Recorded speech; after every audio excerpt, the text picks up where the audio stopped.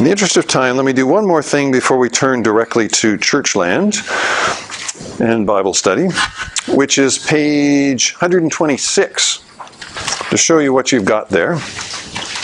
It should be showing up in wonderful colors. There's good colors. This is a chart from someone named Jane Vella. Diagram, chart, whatever you want to call it. Again, American educator. She's had a huge impact in the world of adult education.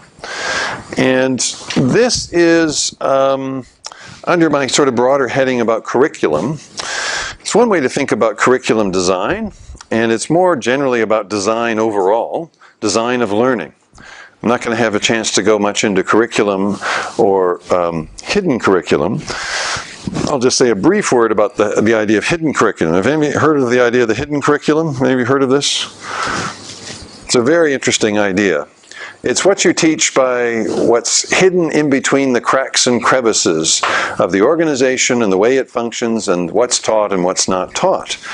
So it's a very interesting phenomenon. Let me just point you to in the middle of page 129, one of the definitions is the set of implicit messages relating to knowledge, values, norms of behavior, and attitudes that learners experience in and through the educational processes. It's the whole idea that you communicate more than what you say, and there are certain values and norms and expectations and behaviors that are modeled, that are inculcated, that are just standard, that's a part of any system, including formal education system. It's very powerful, actually, beyond the official or explicit curriculum. So there's more in the notes about that. It's interesting. But back to where we were, page 126 on Jane Vella and the diagram. It's a useful tool. And so let me show you how this works. It could be diagrammed lots of other ways than what we've actually got here, but this is the way she likes to present it.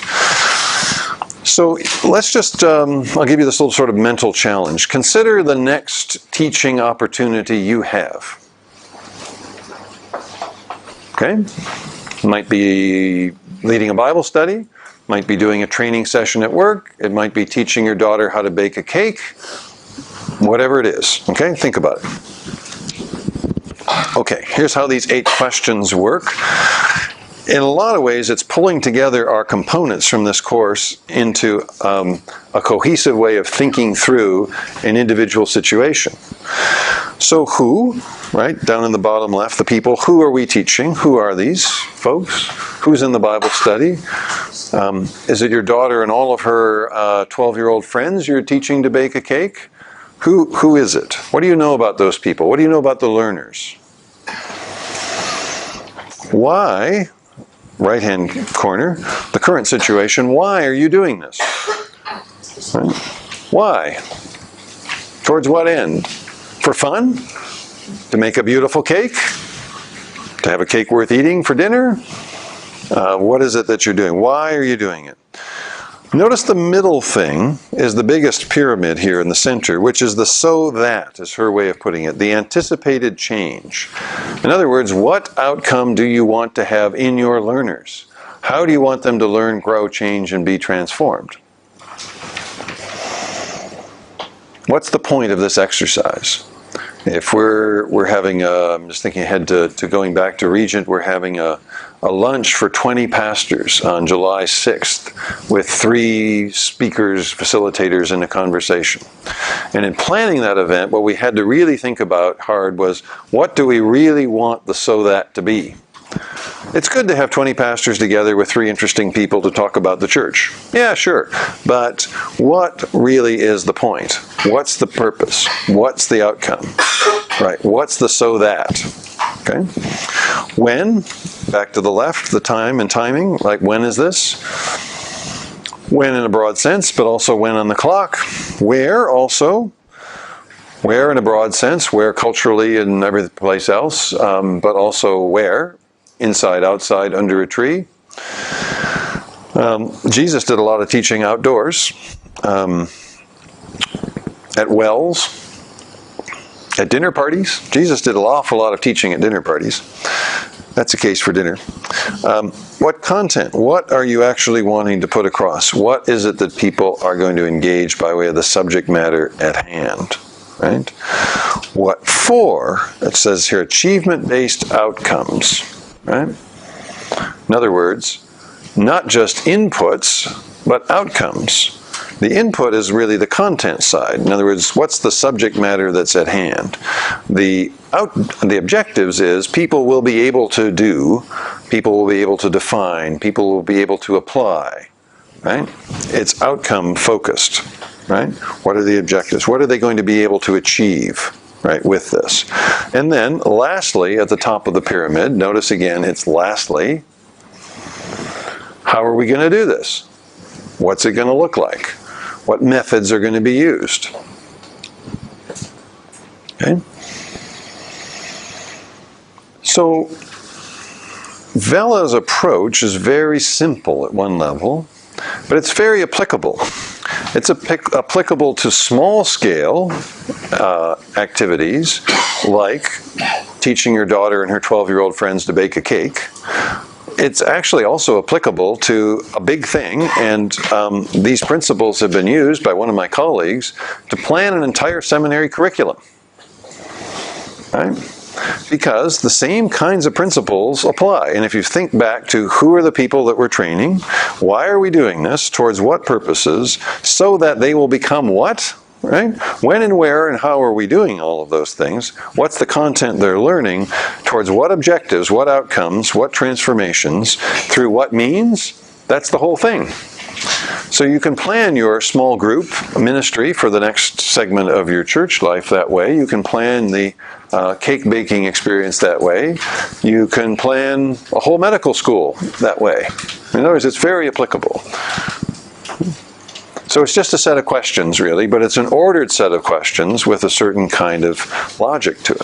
What is the difference between the what for and so that? We have the achievement-based objectives and we have the anticipated change. Yeah. The way that Vela is distinguishing those things is the so that is really about purpose. And it's a kind of a fine line in a way. The what for is more the what is to be learned, really. So the so that, in a sense, purpose language, and the objectives is in a sense a level down. It's almost the difference between goals and objectives, right? Goals at a higher level of purposes, the achievement-based objectives at the level of the more specific, right? So, just a useful set of questions for you along the way. For a comparison to that, look at page 129, which is also a design point.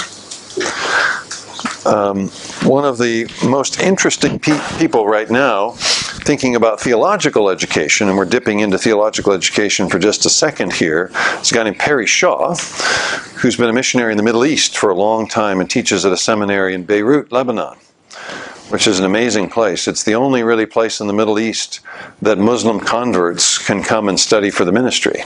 Really, really interesting. And I think you know Lebanon is an extraordinarily interesting place, full of Syrian refugees right now. 4 million people, 1 million plus 1 million refugees from Syria. So it's not too far off of the size of Singapore. Imagine 1 million refugees coming here. Whew, amazing. And the church has done an incredible job of reaching out to them. It's just phenomenal. So anyway, Perry Shaw. Notice what are his questions of design. Think about the logic of this. What's the ideal church in our context? Muslim majority context, minority persecuted church. Okay? What are the contextual challenges? What might an effective, faithful Christian look like? Interesting. Outcomes, right? What are we wanting the transformation to look like? Who are the learners? Who are these students? Where do they go after they graduate? Where do they serve? When? When are we doing this training? How is that going to look? Where? What's the context? In class, out of class, under a tree, in a parish, whatever. Who will facilitate the learning? Back to the question of teachers. And then, what and how? content and methods.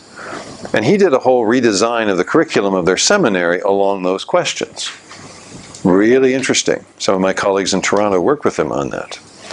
So the point is, again, content and methods only after you've thought through all the rest of the stuff. Yes, of course, there's stuff you've got to learn to do ministry in the Middle East or anywhere else. But the point was, think into the dynamics of learning and think into the dynamics of context, and then you'll come to that.